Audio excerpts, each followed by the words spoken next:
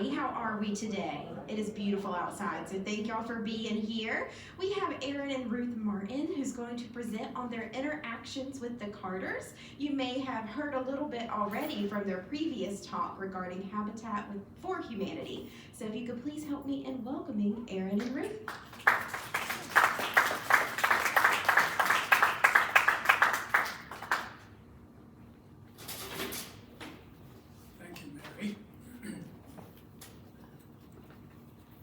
See here a picture of Jimmy Carter, and it's probably one of the few times that we saw him dressed so formally.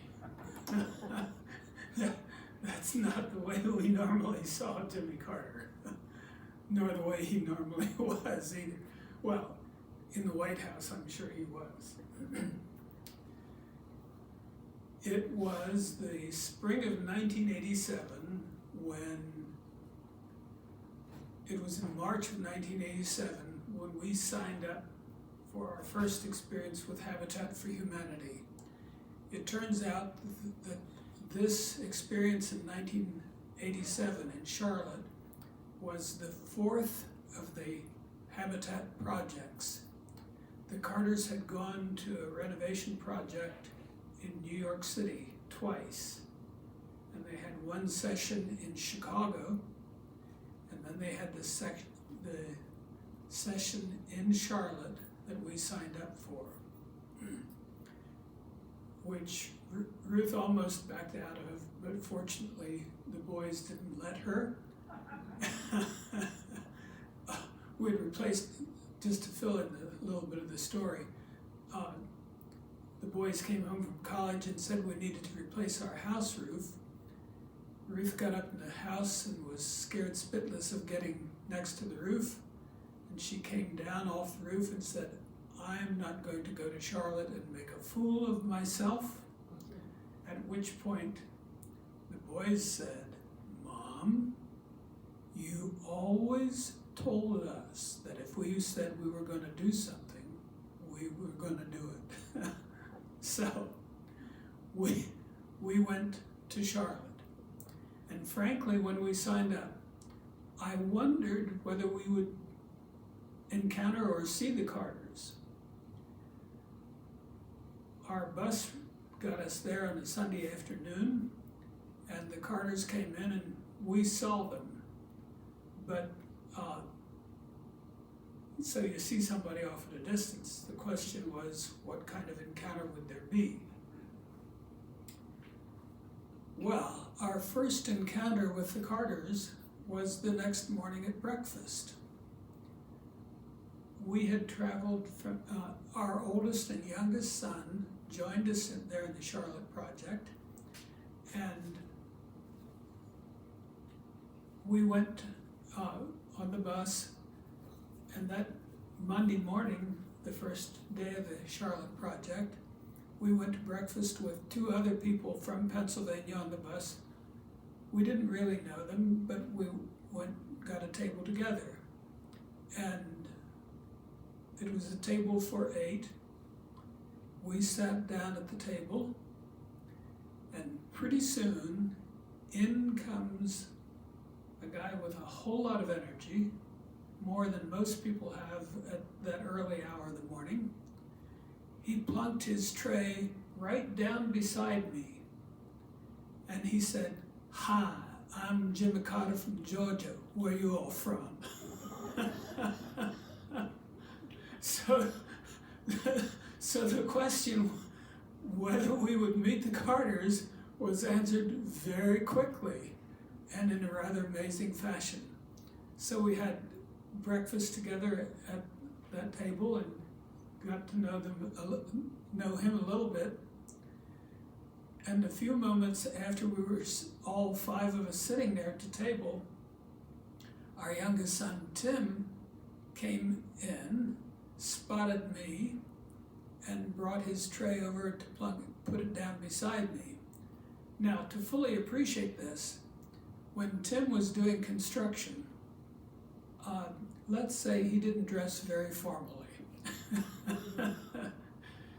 He would rip the sleeves off his shirt, have pant legs torn off, and that's the way Tim dressed for work. Tim put his tray down and then noticed who else was sitting at the table, and Tim got awake. So we had that very interesting, that was our first encounter with the Carters. And I'm going to let Ruth tell you about her first encounter with Rosalind, because that happened. So.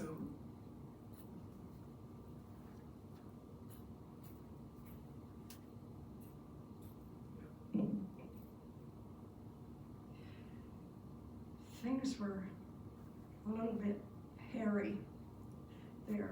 We were housed in a very old college dorm, at Queens College in Charlotte. It was by no means upper crust, but both Millard and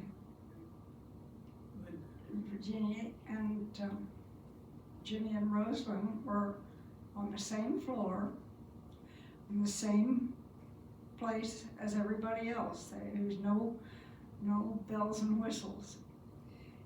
And in fact, I had an even less formal introduction because I first met Charlotte, met Rose in Charlotte. My first met Rosalind was when we were both standing in line for the shower. Because in those days, you know, college didn't have their own. It was down the hall. Well, we were down the hall from both Millard and Linda and Jimmy and Rosalind, and half a dozen or so other people. But it was a bit of a different introduction, if I may say. So that was our introduction to Jimmy and Rosalind. We saw them throughout the week. They were there for the entire week, and Jimmy was working in the house just like the rest of us were. We met another one of the Carter family, a couple of the others. On the house, our oldest son, Dan, was working on the house next to the one we were working on. And one time at lunch, he said, "Mom and Dad, you've got to meet this other woman. Their family's just as crazy as ours." And the family was the family of Sybil. And it was Sybil we didn't pay much attention to. Found out it was Sybil Carter, Billy Carter's wife. So we had so much fun with Sybil and her daughter. We interacted quite often at lunch, so we interacted with them rather frequently. That and felt fairly close to them. Our second encounter with the Carter family was when we were there in the dormitory. Millard and Linda were housed just across from us. And if you ever encountered Millard Fuller, he was a genius at pulling people in. That, I would say, was his top skill. And if you can imagine, for kids who lived in really a pretty terrible condition, getting a new house was pretty exciting for them and pretty uplifting. And while the kids were not present on the house that we were working on, they were present in the house next door where Dan and Sybil were working. And I noticed their absolute enthusiasm. Now, for any of you who've ever been teachers, you know that the biggest challenge of all in teaching is to get people turned on. If they are turned on, you can do anything with them. And the kids were so excited that one evening in the dormitory, after watching their excitement, I said to Millard, have you ever considered bringing educators into the Habitat community to capitalize on the momentum of the new house? And Millard responded in a way that we later discovered was standard Millard Fuller. He said, "That's a wonderful idea. Why don't you come down to Americus and do it?" Well, it turns out that I was eligible for a sabbatical, and while we pursued another option, that one didn't develop and this one did. So we took advantage of it, and we spent the following year, it was in '87 that we were at the Carter Project. The '88-'89 school year I had the sabbatical, and we went down to the headquarters at Americus to work on that concept. Well, shortly after we got down to, we were building from Maine to Georgia, and we saw Carters a couple times, but didn't interact with them during that journey. But when we got down to Americus, shortly after we got there, Billy Carter died. Now, it turns out that Billy is famous for Billy Beer and a bunch of other ridiculous things. But what most people never learned, did you know that Billy was sober for the last 10 years of his life?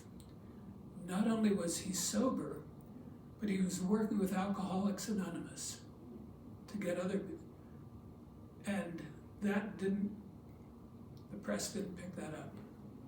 But that is part of Billy's life and an important part. Well, when we got there right after Billy's death, we debated, should we go to the memorial service or not? It was an outdoor service in the cemetery. But we had appreciated Sybil, so we decided we would go. And then what do you wear for an outdoor memorial service? Well, again, being Jimmy's brother, dignitaries were there from all over the country, suit and tie and so on. I didn't think that that was what Billy would want, so I put on a nice Spanish shirt at Guadalajara, and we stood toward the background of the service. And the MC, one of the first things that he said was, "Gentlemen, the deceased has requested that all gentlemen take off their coats and ties." I said, "Yes!" I said, I thought I knew Billy better than that, and it turns out that my decision was correct. Well, we didn't think much of it. We were standing at the back of the crowd. But at the end of memorial service, when the family was driving out, Sybil had her car stopped and came out and recognized us. So it was important that we went there. So that was our next encounter with the Carter family. That was in fall of 1988. Our next encounter, we always wanted to find a church, and so when we were there in Americus, we visited a number of the churches, but nothing felt right. A number of the churches were segregated, and that didn't fit with us. So we knew that sometime we wanted to visit the Carter's church, but we didn't want to go as tourists. But finally, after not finding a place, I think it was probably about October, we decided that we would go and visit their church, and the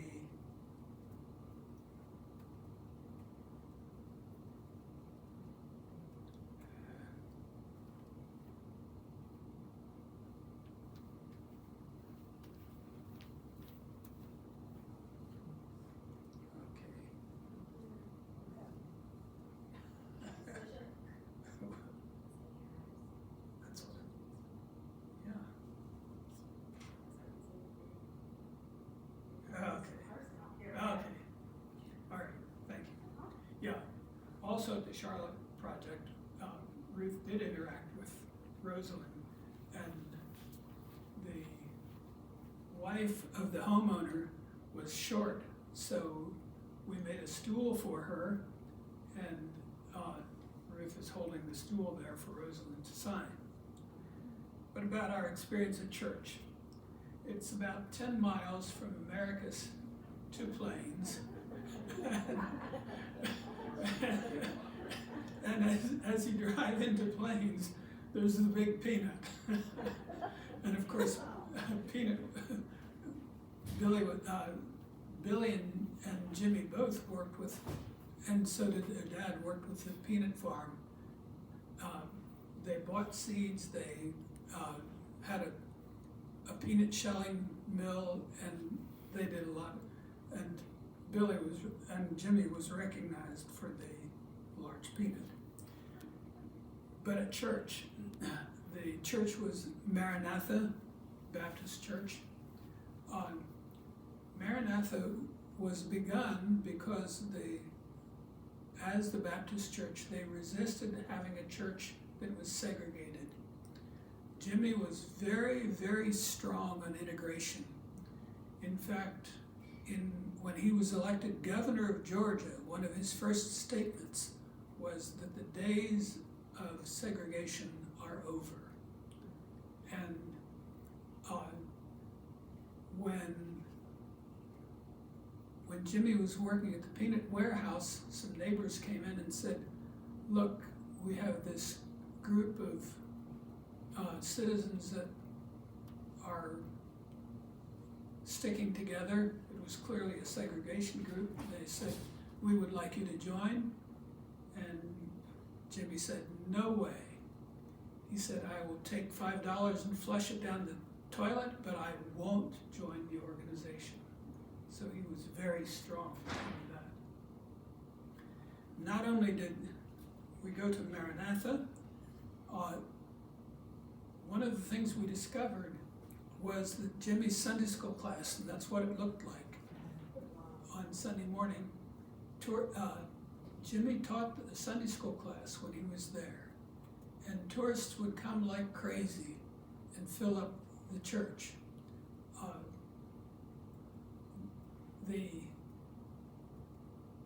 What we enjoyed, Jimmy was not really an excellent Bible scholar, but he knew his Bible very well. And his world experience, coupled with his biblical knowledge, those two made the class very delightful. And he would always agree to meet anybody who wanted a picture with him afterwards. We didn't need that, but many people did. However, there was the Sunday evening service, and we attended the Sunday evening service, and that was the intimate group, and the tourists weren't there, and we had a very, very delightful time. So we interacted very, very significantly after that. Our main thing when we went down to Americus was to see what could be done to enrich the academic life of the kids. So we visited schools, we visited virtually all the homes, and I think there were about 50 Habitat homes. And as we visited the homes, what amazed us, and it really did amaze us, our kids cut their teeth on books. When we got into the Habitat homes, frequently there were no books in the house, and we couldn't imagine how in the world that was possible. But what happened is that frequently, and it was often just the mothers in the house, frequently they couldn't read. So if you can't read, are you going to buy books for your kids? Well, in talking with the teachers and visiting the families, we decided to put together a program of educational enrichment, and what we did is we meet with the kids after school in a double-phase program. One part of it, a lot of them were mothers on welfare, so they didn't have employment. So we decided that the kids needed to be exposed to employment opportunities. So we arranged through Hattie, who Ruth worked with very closely. In fact, Ruth called Hattie her boss. And we would had people from the fire department, from grocery stores, from the bank, and so on, come in and just talk about what they did. And just to give them an idea of possible employment. And after the other aspect of the program was a reading program to try to get books into the home. And it may have been the Carters that led us to in contact, but there was some relatively wealthy donor bought books for us that we were able to give to the kids. However, in order to earn the books, the kids had to come to the reading program, and they had to read to the volunteer. The volunteer didn't read to them. They had to read to the volunteer, who would help them if necessary. But in the process of participating in the after-school program, the kids could earn books of their own. And it was very fascinating because, as I said, some of the kids had not had books before. Initially, they would, after just a couple sessions, they would get their first book, and then it was a little longer, a few more times before they could earn the next. But in the process, they ended up with quite a few books getting into their home. What was fascinating, we lived in the Habitat neighborhood, and it was not at all unusual that when we would walk home after our day at the office, we would see the kids sitting on the porch reading to their mothers. And it really was pretty amazing. But after we'd gone out to Maranatha a number of times, I don't know whether it was Ruth's idea or mine, we decided to ask whether the Carters would come and also share in the kids program. And they agreed to. And then we also, and it wasn't unusual for us to invite one of the guests to stay for dinner, so we asked whether they would consider staying for dinner. So we'll show you our next encounter. Carters came, they spoke about their work worldwide, and I'll tell you a little more about some of their work later. Jimmy and Rosalind both spoke, and as you see, he's not dressed very formally there. He was showing a book on The President Builds a House, speaking more about their work.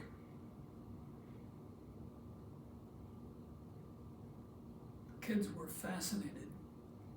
Then a couple of the kids had the chance to have the Carters listen to them read. I would love to speak to those kids now and see how they remember that experience. But Jimmy and Rosalind both sat down and had the kids read the books to them.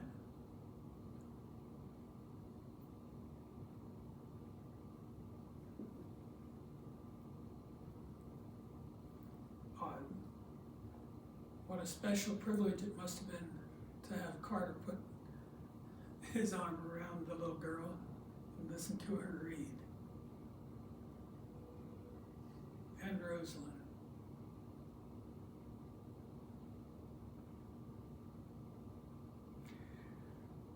After that program,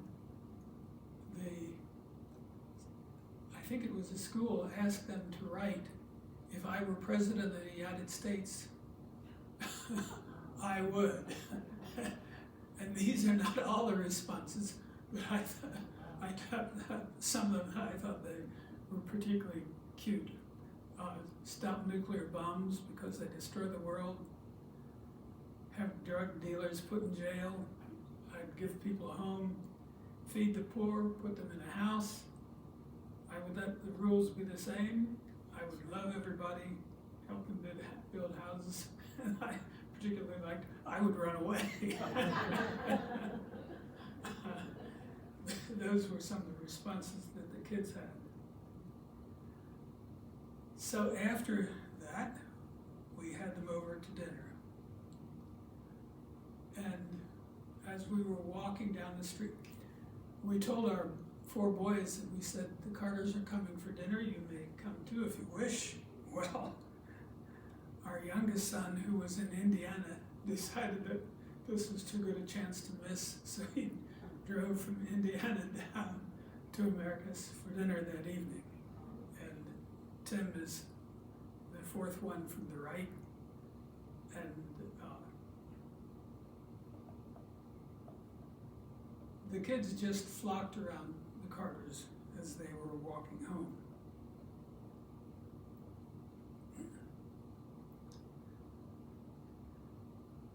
So we had them to dinner. Carters were incredibly gracious guests. Just like, well, they are who they say they are. That, yes, he had unusual opportunities and unusual experience, but they were who they said they were. In fact, I think I'll always remember Ruth had made a broccoli salad, and as she finished the salad and was getting ready for the dessert, she was picking up the dish of the broccoli salad, and just like somebody else might do, Jimmy reached in the bowl before and grabbed a piece of the broccoli salad. Well, so some of us have done that kind of thing, and that's the kind of people that they were. This was in late May that they were for dinner, and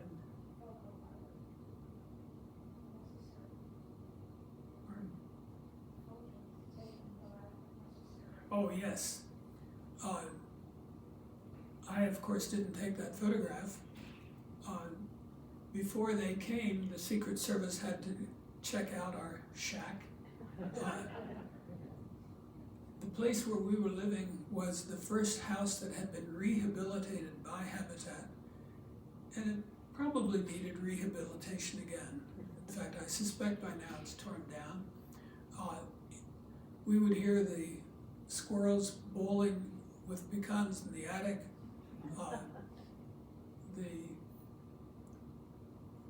For some reason, the ants would drop their dead ants in our bathtub that we always had to rinse out.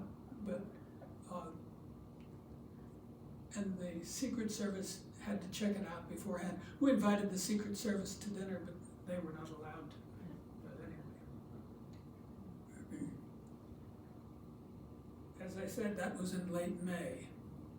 Our next encounter with the Carters, well, here's the thank you note that Rosalind sent. We enjoyed visiting with the Habitat children and especially enjoyed being in your home for the delicious meal. We were pleased to meet Tim too. Give him our thanks for the beautiful pottery vase. We will treasure it. Tim, as you know, had the pottery here earlier, and I'm not sure. Not far from Americus, there's Providence Canyon, and there's natural clay that is very high quality. Tim might have made a vase out of that. I'm not sure what the gift was. I'll have to ask Tim sometime.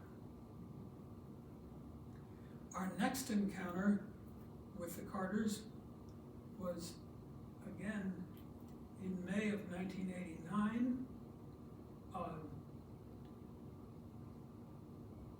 The Charlotte Habitat dedicated a playground for the children in the Habitat neighborhood, and it was called the Jimmy Carter Park. So we went up for the dedication as well.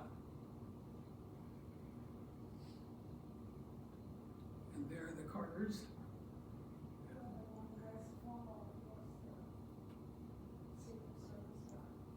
Yeah, the Secret Service dressed formally, but the Carters didn't.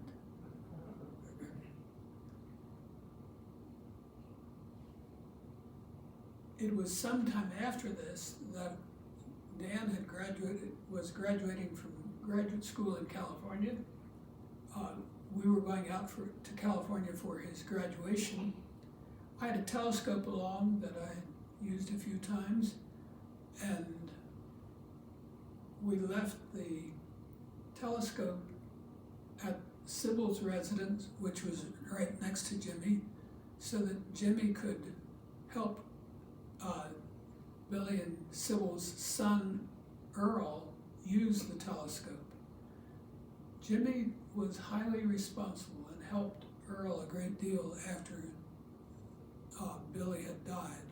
So Jimmy assumed a lot of the father responsibilities.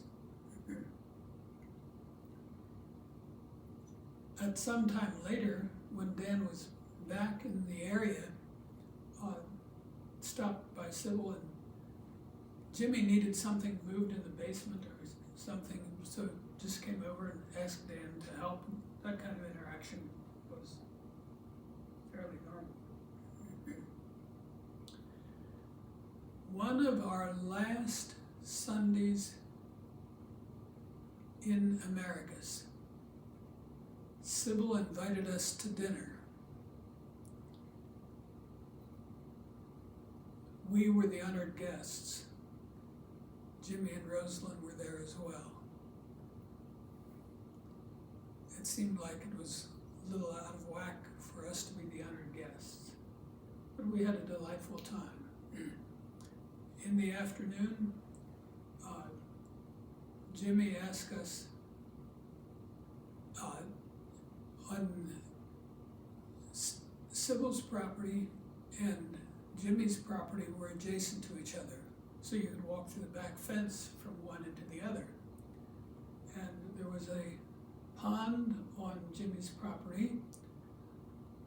We had had a pond in our place in Pennsylvania, and one of the problems if you have a pond is algae.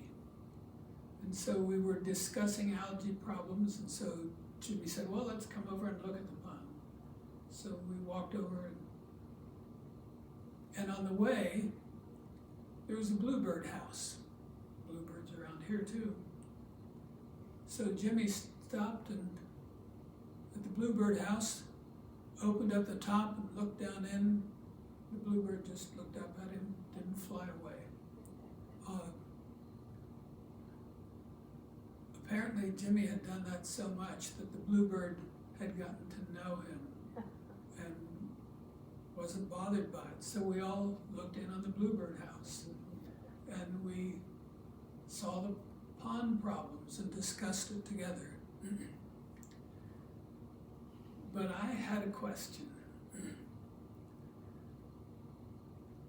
How do you know who to vote for in elections? I think we all agree that we want to vote for the best candidates. And I've always had a little bit of a struggle to say, okay, now how do I really find out who's the best candidate? Where do I go for information? And I thought, boy, if I can ever ask anybody, the Carters might be the person to ask. So in the course of the conversation after dinner, the opportunity came around, so I popped the question. And I said, how can I know who to vote for intelligently? Rosalind immediately answered, on how you can know, she said, you can't. And Jimmy never contradicted her. Rather sobering.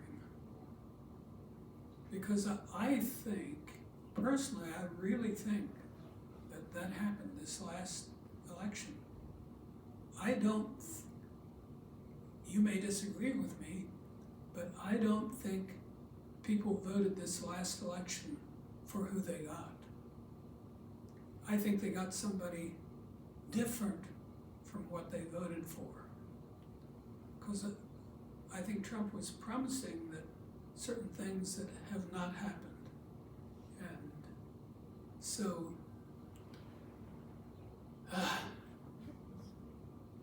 that was so green. But it was an important dinner and a beautiful time together.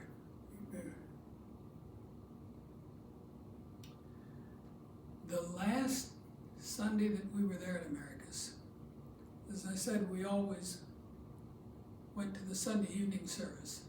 We went to the morning service too, but why more tourists didn't come, I don't know, but nobody tried to get the tourists because the Sunday morning was mobbed when Jimmy was there, but Sunday evening was just informal family gang, and we had participated quite a lot with the church. They always began the service with hymn sing, and Hugh Carter, Jimmy's uncle, first, second, and last verse. that was his style. But on that particular occasion, they'd always ask for requests. And Jimmy requested that the group sing, "Blessed be the tie that binds," and he said, in honor of Ruth and Aaron. We've sung that song a number of times, but I'm telling you, that song sounds quite different to us now.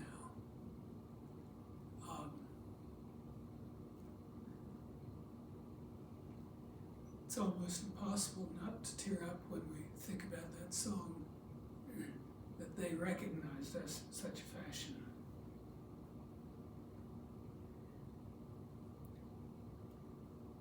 Our next encounter was with the Women's House in 1991. And I'm going to let Ruth tell you a little bit about the experience with the Women's House. Oh, from after our sabbatical year in '89, we did go on a number of other Carter work camps. In fact, quite a few of them before they started taking, and we always saw the Carters then and would say hi and so on. But we didn't really interact very much during those. This was the T101, and you can see Jimmy and Rosalind there.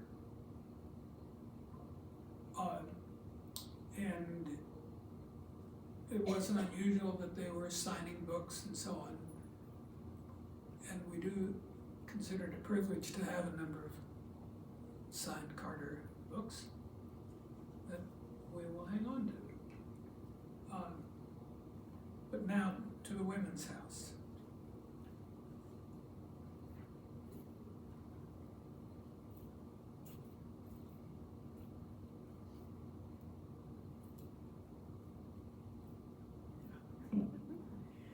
We were kind of adopted people to the folks at Charlotte Habitat because they had been the beginning of our being together, and we were close, but we tried to get a place in Charlotte. So yeah, if I could have gotten a job in Charlotte, we wouldn't have been here in Greensboro. But we didn't find one. So, but we were sort of the adopted people in Charlotte, and when they had something neat going on, they'd let us know, and we'd come down. We were only an hour or two away. Well,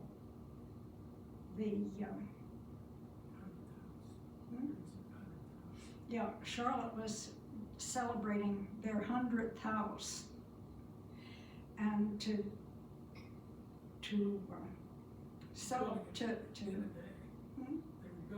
they were going to build a house in one day, 24 hours, to celebrate their 100th house that they were, so big whoop-de-doo.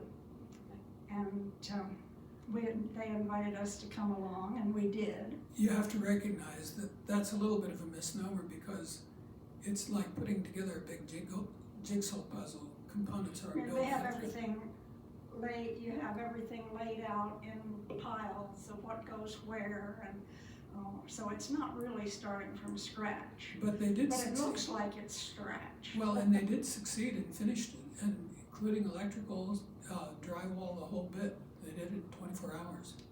And we were, a bunch of us were sitting around congratulating ourselves on having done this 100th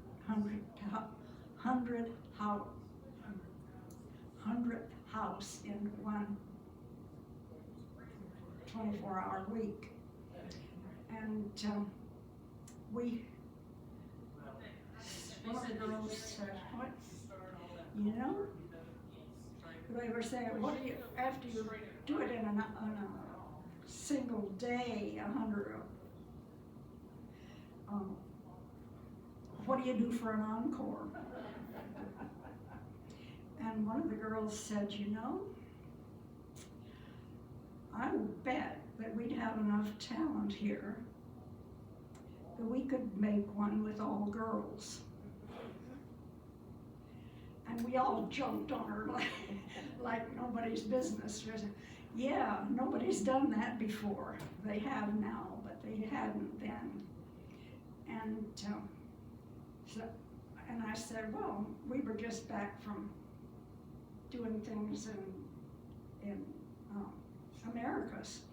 So you know, I bet that if we asked her, Charlotte or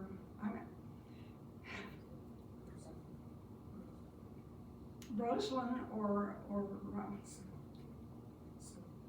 Sybil, or both of them, would come and join us, because they were both as crazy as we were. Well,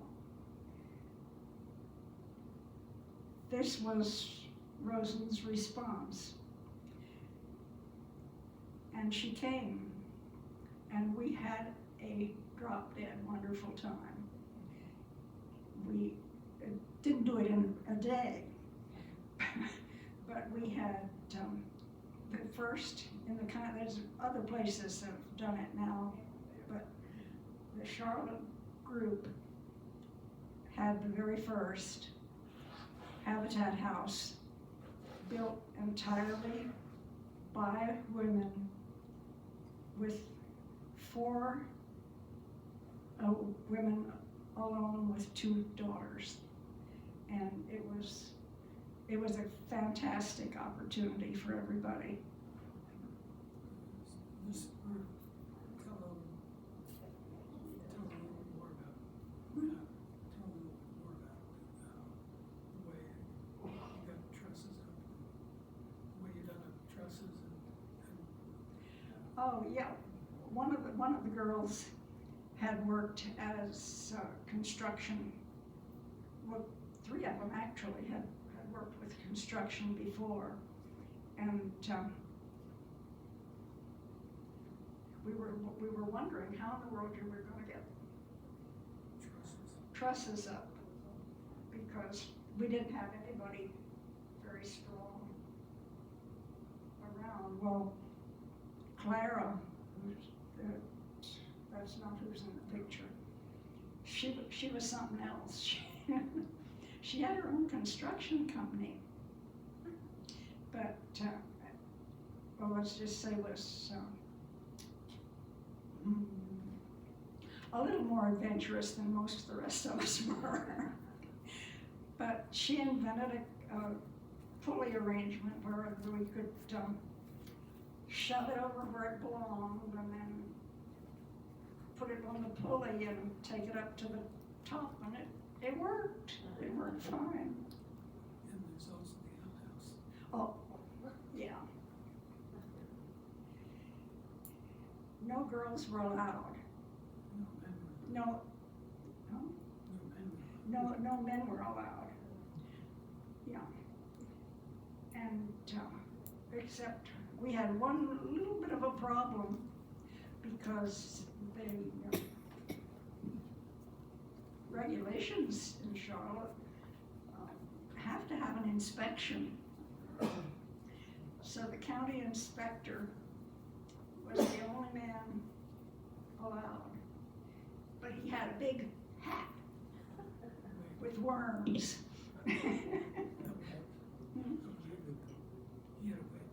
Yeah, for a wig.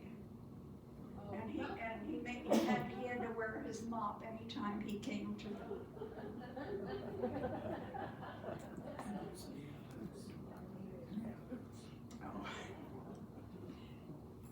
if you've been on a construction site, you've also seen the nice little necessary houses for them to use as necessary. Well, what we're going to do with that. One of the girls brought a lovely pot of geraniums, which we installed in the portion of the outhouse that we didn't need. Okay. That's the three grandmas that were present.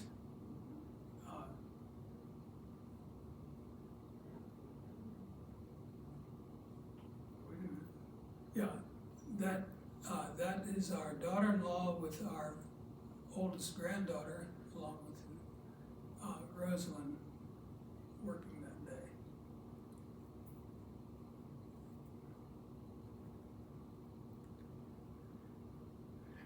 And this was Rosalind's response. What a wonderful time together in Charlotte. I love being with you in the women's house. It's special and fun. Everyone asks about it wherever I go. Give my love to Aaron too. I was so glad to get to see him and your grandbaby and children. With much love and best wishes, Rosalind Carter. Later there was a year or so later, there was another woman's house in DC, and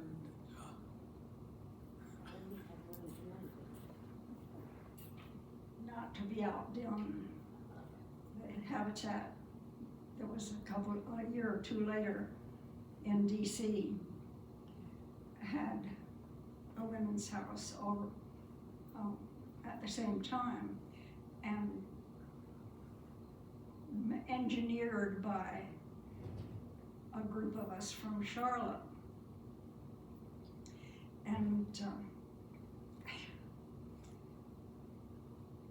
of course, being in DC, they had to be very careful about everything, with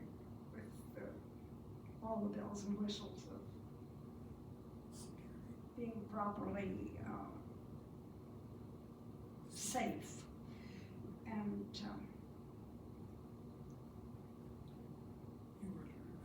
oh yeah. So when I was, they gave me a hard time because I was up on the roof doing something. I don't remember what I was doing when word went out. Everybody has to get down and out of the way because the Carters and everybody else was, the big Washington bigwigs were walking down the street. I didn't get the message. And I was up behind something up on the roof. And somebody hollered and said, hey, we were supposed to all be down. And one of the Secret Service guys who had known us from Habitat days said, they don't worry about you, they know you.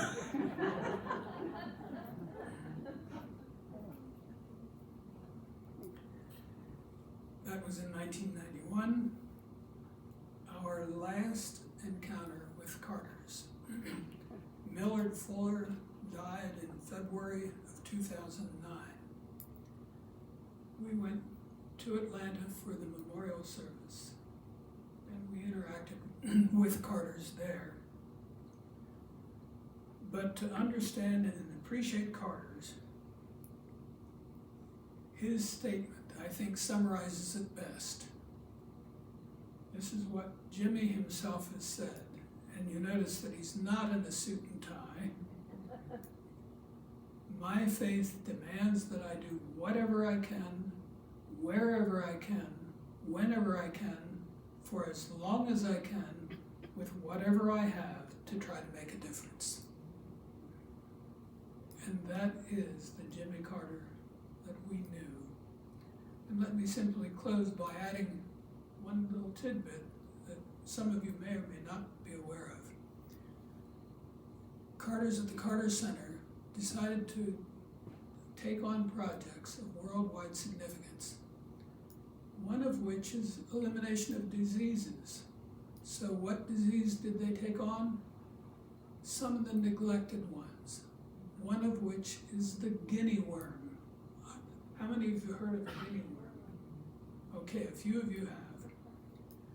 The guinea worm is a parasite.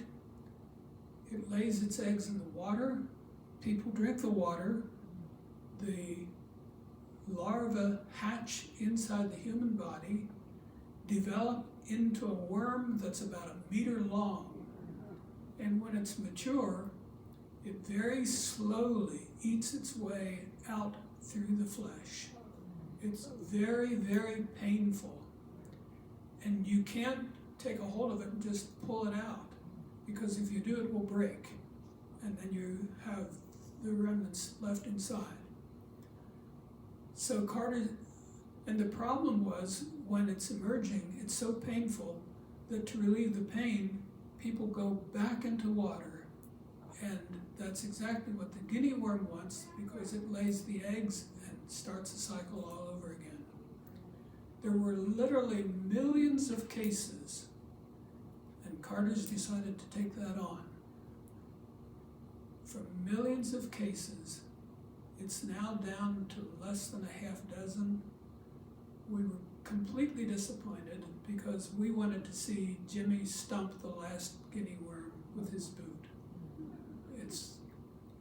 If it happens, when it happens, it'll be the second after smallpox to be a disease that's eliminated. And we contribute to make sure that happens. There's also river blindness and a number of other things. But this statement, if you want to know who the Carters are, that represents. Well, that's our experience. Any questions that anybody has? Yeah. I have a question. Sure. I've always wondered about celebrities and politicians that go out and they pretend, or do they really work on these houses and other projects?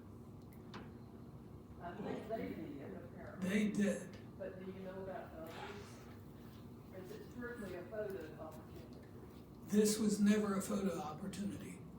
On the last Habitat house we worked on, we were in the same house that Jimmy was on. Jimmy doesn't want photographs. Jimmy wants to work. That's who Jimmy is. Now, I can't speak to Jimmy and Rosalind are the only ones that we know. And I think probably, I'm sure it varies. I wouldn't place many bets on our current president. Any other questions? Well, thank you so much, and thank you for allowing us to share. And if any of you want to know more about our Habitat experience, we can share it with you as well. Thank you. Thank you.